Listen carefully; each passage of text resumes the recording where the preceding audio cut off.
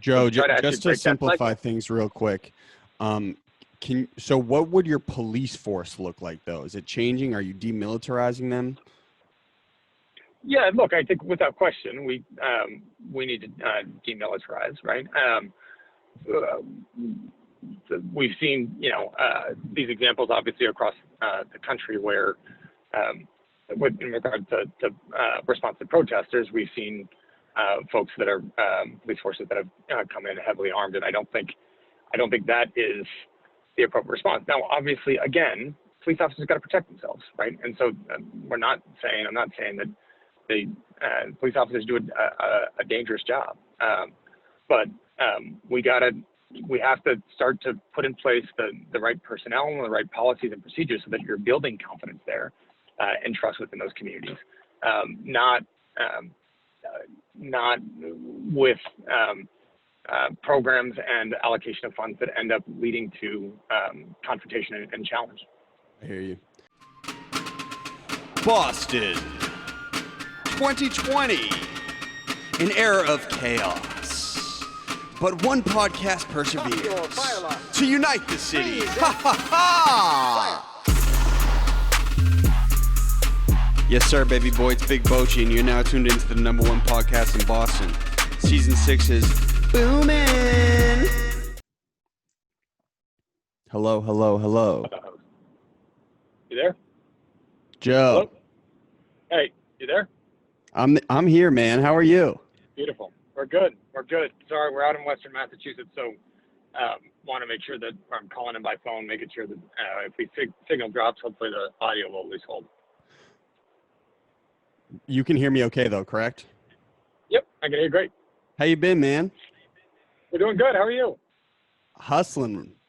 Are you with your team right now? Yeah, we're out in Western Massachusetts. We just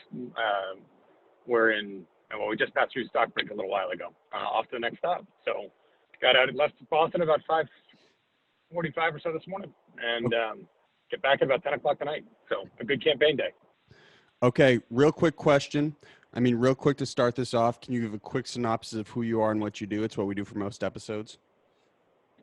My name is Joe Kennedy. I'm a member of Congress from the 4th District of Massachusetts, and I am a candidate for U.S. Senate. So, listen, what has your day-to-day been like the past, 2 months? Are you, running on 4 hours of sleep, five hours of sleep? There's not a ton of sleep at the moment. It's but look, we're 29 days out from an election, and actually an election that starts later this week. As you know, because of the pandemic, we have Massachusetts pass vote by mail, and so those ballots are going to get mailed out this week. And so votes will start getting counted for this election this week. And so this is a month-long election. So it's a month-long sprint. And yeah, it means things are busy. And you got about 45 hours of work you got to fit into a 24-hour day. So not as much sleep but, on the schedule as one might hope, but certainly not unexpected.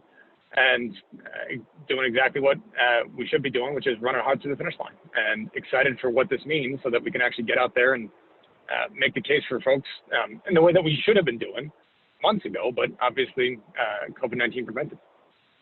Well, do you feel like you're at the point with such little sleep that you can still make effective decisions, or are you just kind of riding on adrenaline right now? Yeah, no, we can listen. Certainly can still make effective decisions, and it's not a lot of sleep, but candidly, I didn't get a whole lot of sleep before this thing either, and I got 2 little kids, so for a while there, you got none. So we're doing just fine. But the days are busy, as they should be, right? It's the final throes of a U.S. Senate race. If you wanted to sleep 8 hours, you don't get into this race, right? Or any race, or public office to begin with. That doesn't happen. You're a true alpha male, baby. Let's go. So it goes, man. Right? That's what you sign up for. And again, if you're not willing to put that work in, then don't run for United States Senate. I totally agree. And question, what's the team fueling you on right now? What are you doing for diet? Coffee. A lot. Are espresso shots in the coffee? Of course. But it's basically, it's pretty much pure caffeine. If it's not caffeinated, I don't drink it at this point. But again, so it goes, right? That's what your Look, I believe, obviously, in the power of government to actually make a difference in people's lives. I believe that we're at a critical time in our country, and I believe that our government's not doing nearly as much as it should. And I believe our current senator isn't doing nearly as much as he should.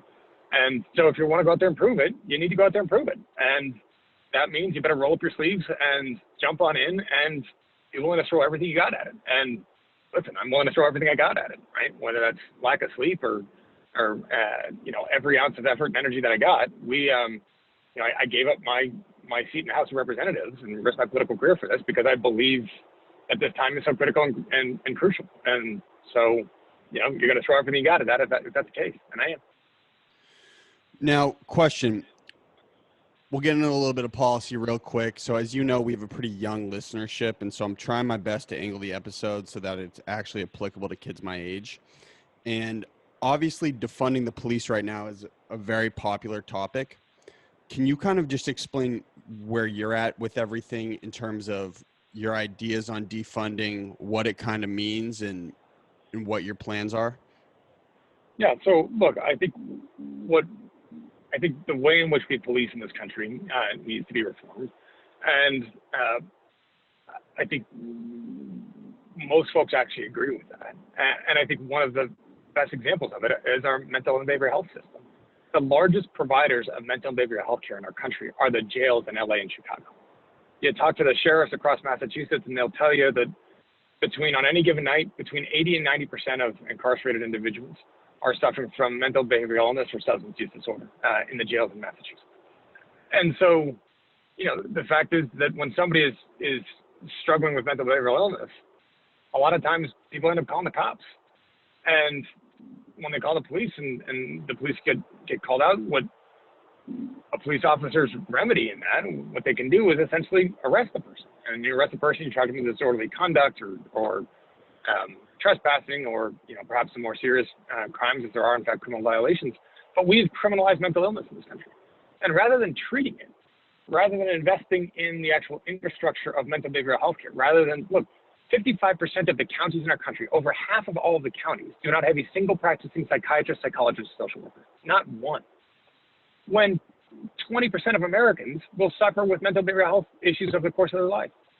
1 in 5, almost one in every family will have mental behavioral health issue. And yet most of the counties, we don't have a single person to address it. And so we basically tell our law enforcement officers, hey, you guys solve that problem. And that's a massive misallocation of resources that isn't what police officers, they're not social workers, they're not trained to provide professional mental behavioral health care.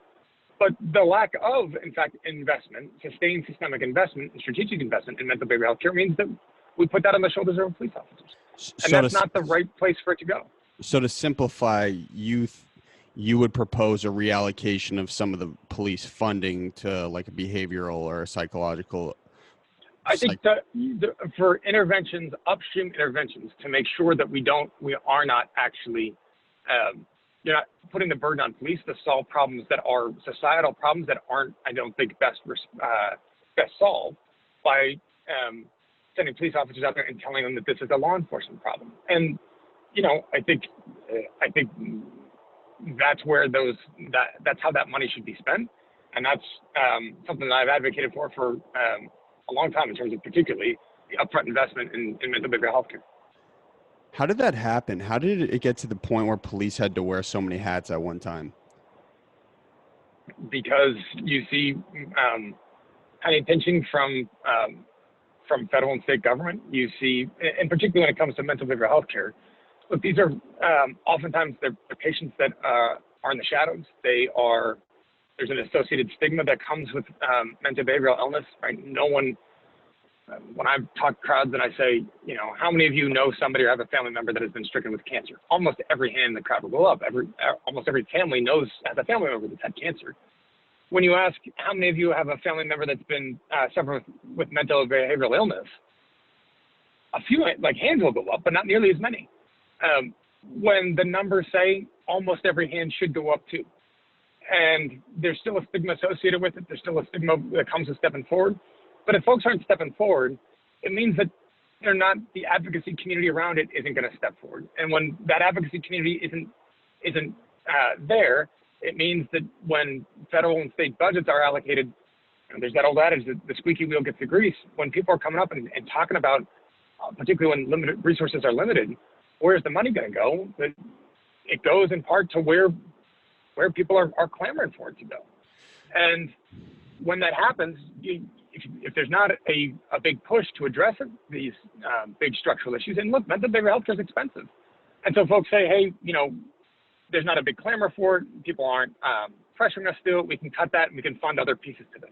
But what happens, it's not that by not treating it or not funding prevention systems, it's not that people all of a sudden mysteriously get better. It's not that neglect makes people healthier. It's just the opposite. And so we end up criminalizing it and treating it as a criminal justice issue rather than a public health epidemic. And we have seen with COVID a very clear example as what happens when we don't actually try to address a public health epidemic. It festers and it gets far worse. And that's what we've seen. And we've asked, just like we've asked our essential workers and first responders to bear the brunt of a COVID-19 pandemic, we've asked law enforcement and first responders to bear the brunt of a public health, a structural mental behavioral health inadequacy. And the results are not surprising. I'm so surprised you can be this eloquent off 4 hours of sleep, man. You really are a politician. You're born for this, man. Good job. So question, let's say I go vote for Joey Buckets, right? September 1st, I show up, say, hey, I'm voting for Joe, man. I'm with Joe. What would people expect your ideal police force to look like? Look, I think you've got from my perspective, right? Look, we obviously, you need law enforcement officials, obviously, in our communities. But what I think you need to have communities that are and a law enforcement system that is focused on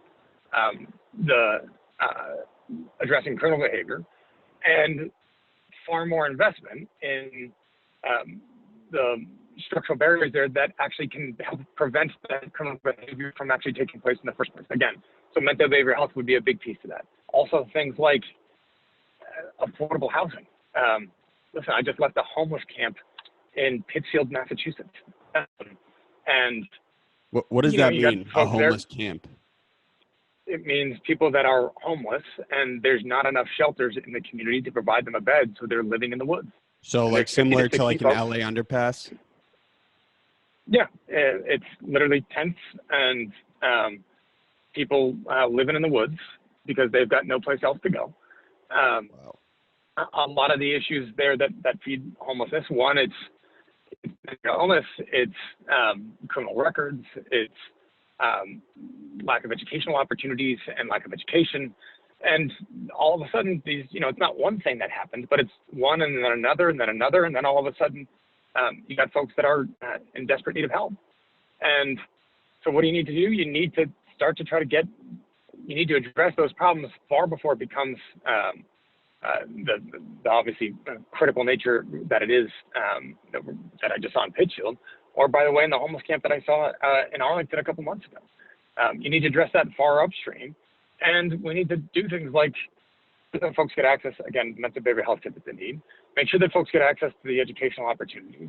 Make sure that even for some of those folks that were incarcerated, I talked to one guy that had been incarcerated for a number of years, but still doesn't have a GED, right? Let's make sure that folks, and again, this depends widely on where you are and the access provided to some of these programs. But I think there's a greater recognition and acknowledgement that we need to focus on the reentry process for individuals so that after somebody serves their time, they're not put back in a position where they're likely to recidivate. They're likely to commit another crime. Joe, just to simplify things real quick, so what would your police force look like, though? Is it changing? Are you demilitarizing them? Yeah, look, I think without question, we need to demilitarize, right? We've seen, these examples obviously across the country where, in regard to response to protesters, we've seen folks that are police forces that have come in heavily armed, and I don't think that is the appropriate response. Now, obviously, again, police officers got to protect themselves, right? And so I'm not saying that the police officers do a dangerous job, but we got to we have to start to put in place the right personnel and the right policies and procedures so that you're building confidence there and trust within those communities, not with programs and allocation of funds that end up leading to confrontation and challenge. I hear you. It's totally left turn curveball here, but when you were growing up, did you always envision yourself like becoming successful at this level? Was it always something you kind of had seen for yourself, or? No, listen, I grew up Be like around folks. Be like 100% with me, because some people just, when they just know they're going to like make something of themselves. No, look, I was an engineer in college. Most of my classmates ended up going into consulting jobs or consulting work or working on Wall Street. I didn't want to do that. I went off to the Peace Corps. I came out of that. I wanted to do more academic development work. And I did some more of that. I got burned out on it a bit. I did a lot of legal aid work when I was in law school, and I loved being in a courtroom. And I loved the promise of a justice system to try to actually address concerns of a community. And you see how the system works, and you see how the system doesn't. And sometimes it does, and sometimes it doesn't. But the power that the law has to actually address those concerns and help people get a fair shake. And from that, I continued my work in the courtroom as a prosecutor. And again, you saw the system works and you saw it didn't. And that was really where my focus on mental and behavioral health and addiction came from, because I saw every single day how we criminalize mental and behavioral illness. That at a certain point, you realize pretty quickly you're not going to prosecute your way out of that problem. You need structural change, and you need systemic change, and you need to make sure we're not. You need structural change and systemic change, and you need to make sure that we're not. You're not just throwing people in jail who are sick, and that's what. If you're talking about the structures there, that's laws, and that's what lawmakers are supposed to do. Now, obviously, you're totally driven by giving back to people, and I get that. But there was no seed in your mind growing up. You're like, it'd be really awesome to be a popular politician one day. That was never something that you were into, or like, I would love to see my name in lights type thing. Name and lights, no. Name and lights was never. I mean, dude, I'm just saying, like, growing up, like, I've always wanted to be successful. Like, some people they have a seed in them since a young age. Well, listen, I mean, obviously, I always wanted to be able to make a contribution, and but I think, look, from a family of folks that has, I think, contribution. I'm very aware that there's different ways that people can make that contribution. Some choose to do it.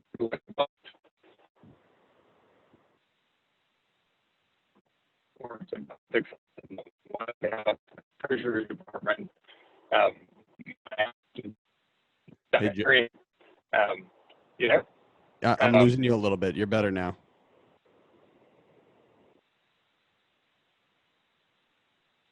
Joey Buckets with the Western Mass Service. Can you hear me? Nothing like driving through the sticks. So for all the dead time right now, anybody tuning in? Hey, guys. Yeah, Joe, can you hear me? Yes, we can. Sorry, we're again out in Western Massachusetts, so the signal isn't always great. You're in the sticks, dude. It is a beautiful day out here, and we're stopping by a place where you get to pick your own blueberries. So how about that? Nice. That's going to be some great content for the Twitter. There you go. Hey, let me just segue, because I know we have 5 minutes real quick. Yep. So what's the status of the new stimulus package? I have a lot of friends who have been receiving the unemployment benefits, and some rightfully so. Some are hitting Foot Locker to go buy new Jordans with the 600, which is obviously an abuse of the system. Where are things at, and what do you think we should do right now? The stimulus package is basically the negotiations are ongoing, but they're not nearly as far along as they should be. Look, the House passed a stimulus package literally about 2 months ago, and Republicans sat on it for last week. We finally got it, and they're not really willing to engage. I just spoke to our leadership a moment ago before I hopped on this call with you. And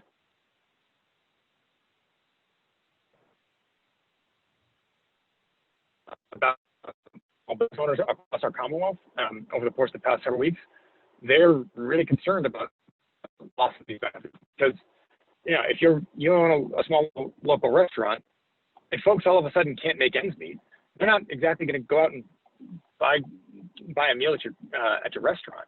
It's that additional flexibility that is actually keeping much of the other money flowing through the system. And, there's, I think, without question, families are in dire need of relief. We are looking at the potential for an entire tsunami of evictions that could ripple across Massachusetts and the country. People need help. And we've got to make sure the federal government is the only entity that actually can provide those resources at the moment. We've got to make sure that they get them. The consequences of not doing this could be absolutely disastrous. I'm totally with you that people need the aid, but some people, like in most situations where you're trying to help people out, it's created kind of a vacuum. Do you think it's created like a disincentive for people to get back to work who were initially not totally pumped on working? Look, I don't think it's an issue where folks that weren't, a lot of folks who were working aren't working, obviously aren't now. And there's, I've talked to business owners that have indicated that they've struggled to get some people back to work.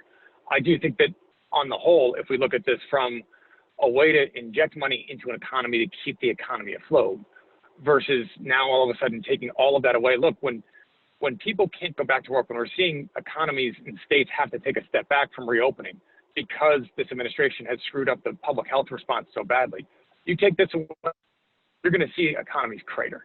And if the administration had actually engaged.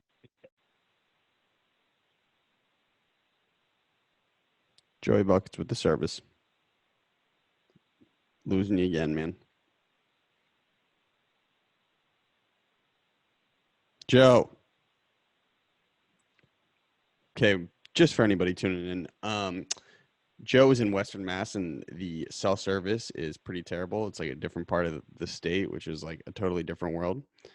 And we just lost him because of service. For everybody who tuned in, thank you. Sorry that was cut short. I think we got a solid like 18 to 22 minutes with Joe Kennedy III, and we're hoping we came through with some value for people. We talked a little bit about his ideal police force. We discussed what his day-to-day has been like. We were transitioning into the unemployment, and he also talked about a little bit about why he wants to do what he's doing and if he visualized his success. So it was short, it was abrupt. Hopefully we can get more value from it eventually. Hopefully we can reconnect with him before the election, but the election is on September 1st. So take that as you will and run with it, man. Thank you guys for watching, and I'll just end the old Zoom ski right now. Present